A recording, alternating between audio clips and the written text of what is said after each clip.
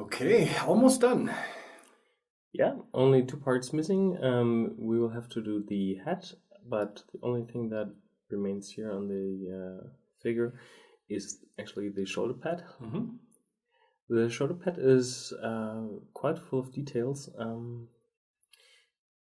Again, same as with the border, it's not really raised and very well defined. So we have to be careful not to smear everything totally with paint. I earlier said I'm thinking about painting this more as like a painted surface in the color, but actually I quite like the strong impact of that non-metal gold on the miniature. So I decided to do this part here more in a copper tone. Mm-hmm. So darker, not as flashy, so to speak. Yeah, a little bit more orange, Mm-hmm. and but with a different metal border.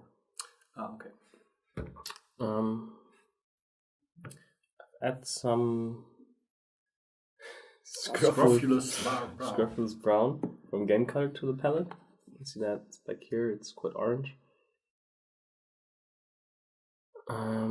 But as that is very saturated plus very yellow, I want it to be, as I said, more on the orange side. We'll put some tank brown in there.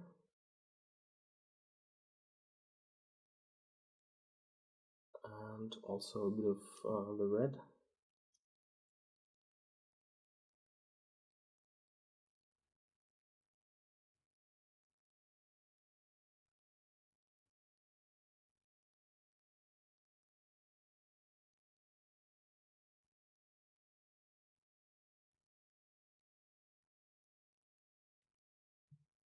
Was that a model air color or it was actually a game color. Game color? Okay.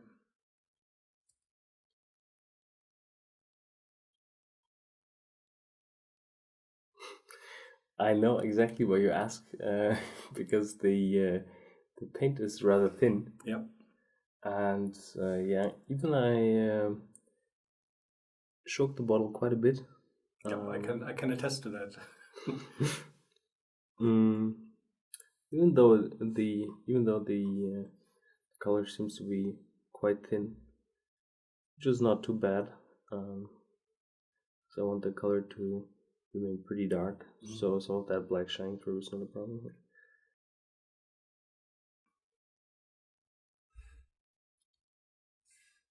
Yeah, we were looking for a tone that is close to Vermin Brown, the old Games Workshop color, but without using something that's not available anymore. We did find something in the scale 75 color range, but it's just too matte and it would not fit on this miniature right now because everything else is smooth. So we went with this solution. I want a very strong reflex here on the top,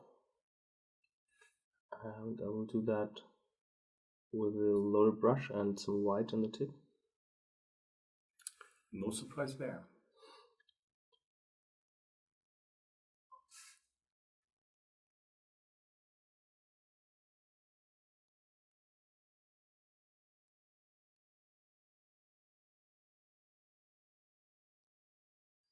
Looks a little bit like a Sky Earth non-metallic metal approach right now.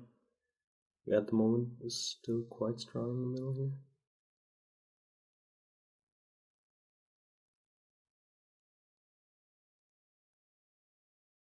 Yeah, but you see what you can do with a wet plus loaded brush.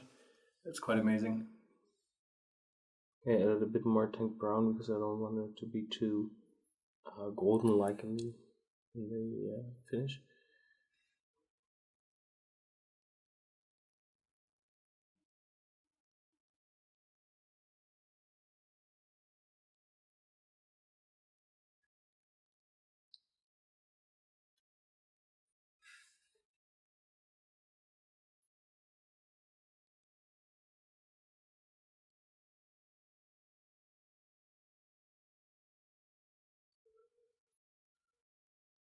It's quite reflective. It's a little hard for me actually to see it here. That's too many lamps and yeah. And the position I'm holding it is not optimal.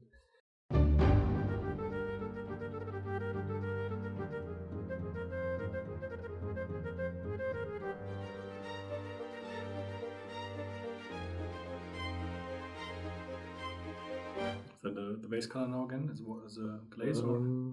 No, it's a little bit lighter than the base color. Okay.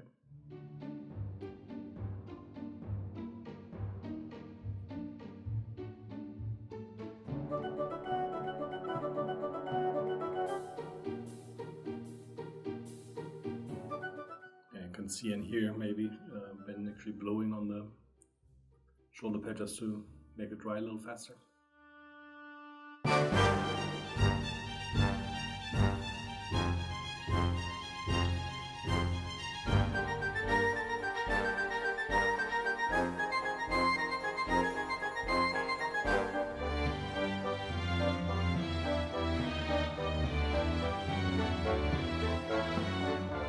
That white is actually pretty reflective, especially here under the lamps. And we had this little fog of white over that area.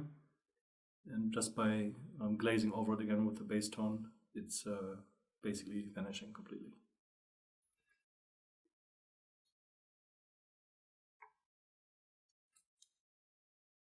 Okay, small scratch, but it went a little too big, so it's covering part of that again with the base tool.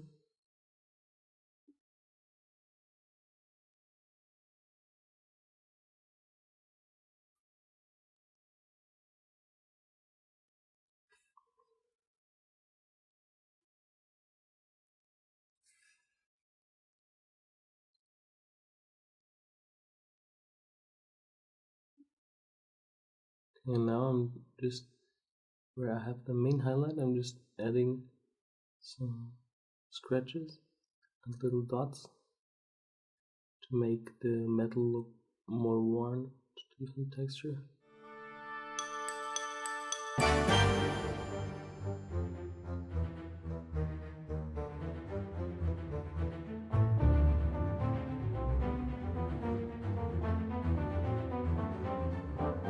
So those lines actually look pretty big on cam, but they're very small. Yeah.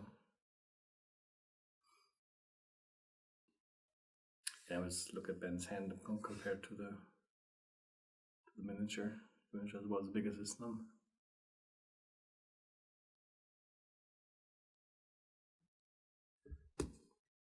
And that's actually quite amazing. I mean, I had the miniature in my hand a couple of times now between the last 2 days and then today. And it looks so big on camera, and it's to me actually it's really amazing how clean it looks under the camera. Because if you then actually hold it in your hand, you see how small it is.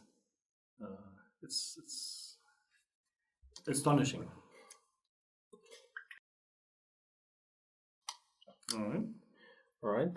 I like the look quite a bit, but I still want to have more contrast to the sides. So I will achieve that with a glaze of tank brown.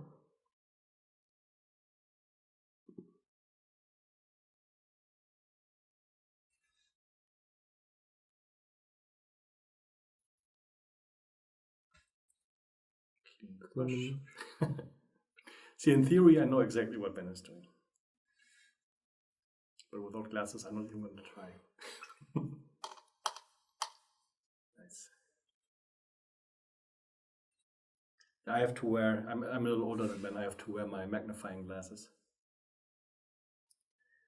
Okay, I'm just taking some black to get back the line around these elements here.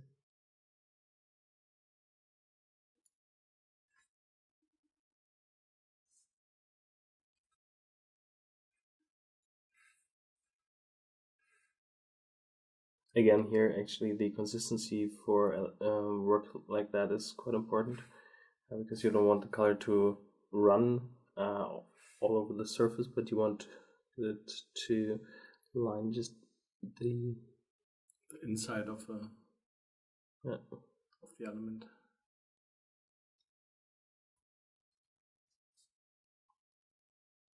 Yeah, I think slow and steady is the word of the day.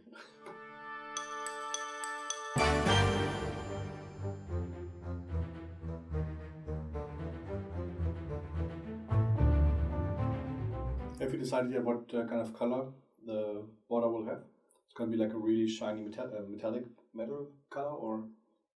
Yeah, metal could look good. Gold could also be interesting if we paint the lower elements here gold as well. Mm-hmm.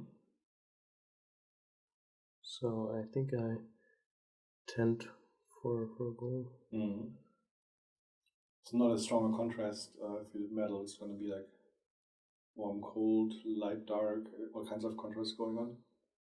It might take away a little bit from the cold armor. Yeah, plus to have it contrasting with the coat. I think it's nicer and easier with the gold actually than if I would do it in metal. I would need to go quite a bit brighter to actually make it separate from the cloth. Yeah. And that could be then in the end too bright. Also a tiny bit of the original bronze tone here, copper tone, and some white, just to get a small highlight in there.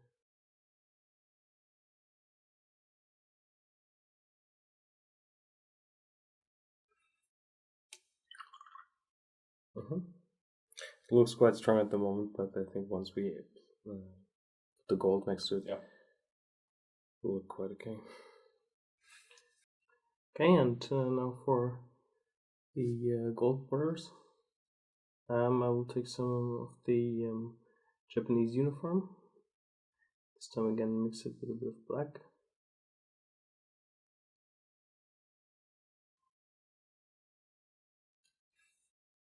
And put down a base color. I think I will even add a bit of tank brown to get it darker, because the size is so small that I want to maximize the contrast from the beginning.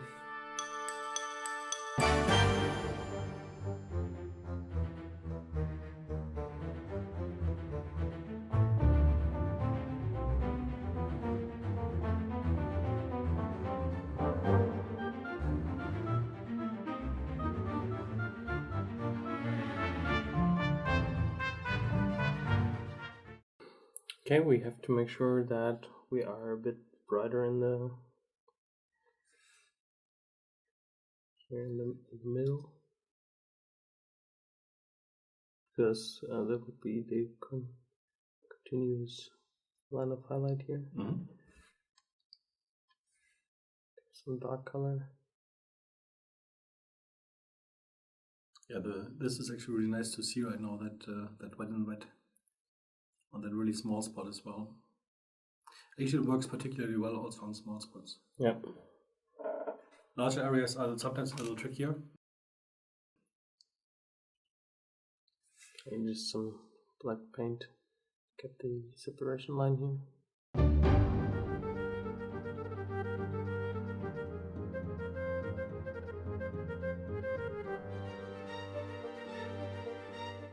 Some white on the tip. I first try to just tiny little highlight here on the top.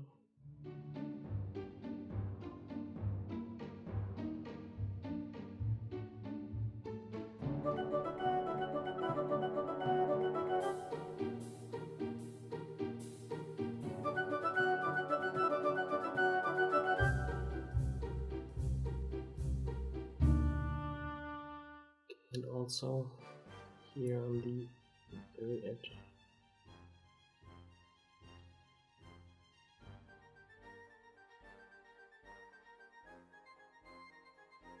And that really makes it better though. It's like these really strong reflection lines are just necessary.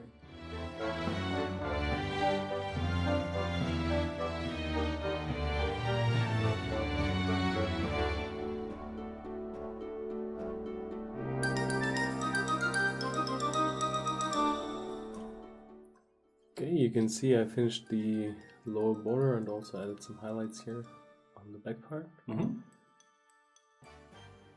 So is that rest going to be copper or gold? Gold. I see. So, Japanese uniform, a little bit of black, and a little bit of dark brown.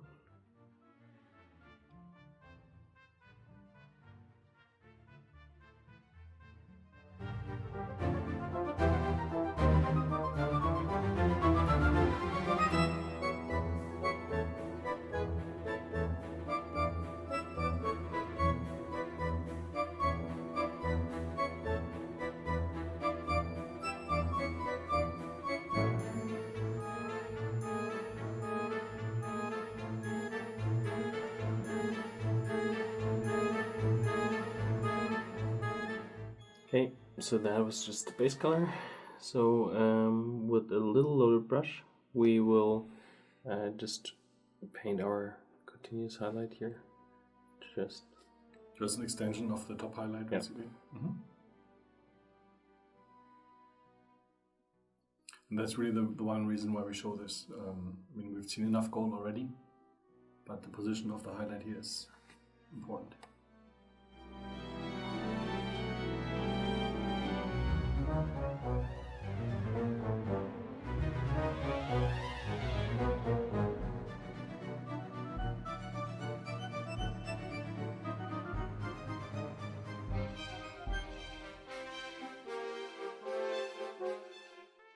You can see how easy it actually is to place just a white highlight and then fade it out a little bit with either wet and wet or just backglazing it. And again, on the camera, these things look really, really big, the details. They're probably not even 0.5 millimeter in size. Yeah, we just talked about that briefly off cam. It's quite amazing, actually. How small some of these details are compared from cam to reality. Yeah. I think that's going to be the first time we'll actually put like a cent piece or something next to that miniature.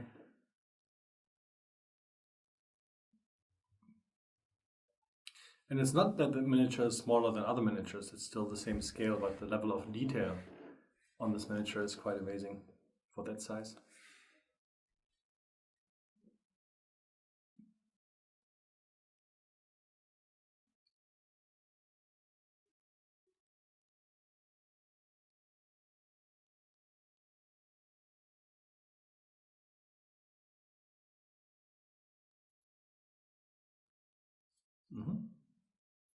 Very nice.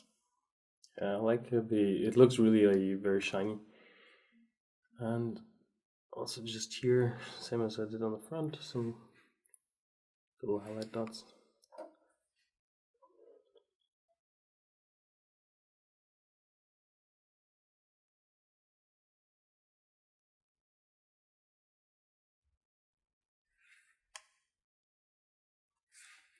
Some of the base color.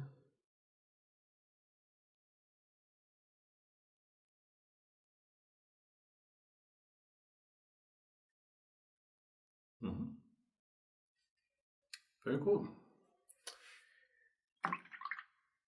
Okay. Nice. Yeah, I really like the overall color composition. Turned out really nice.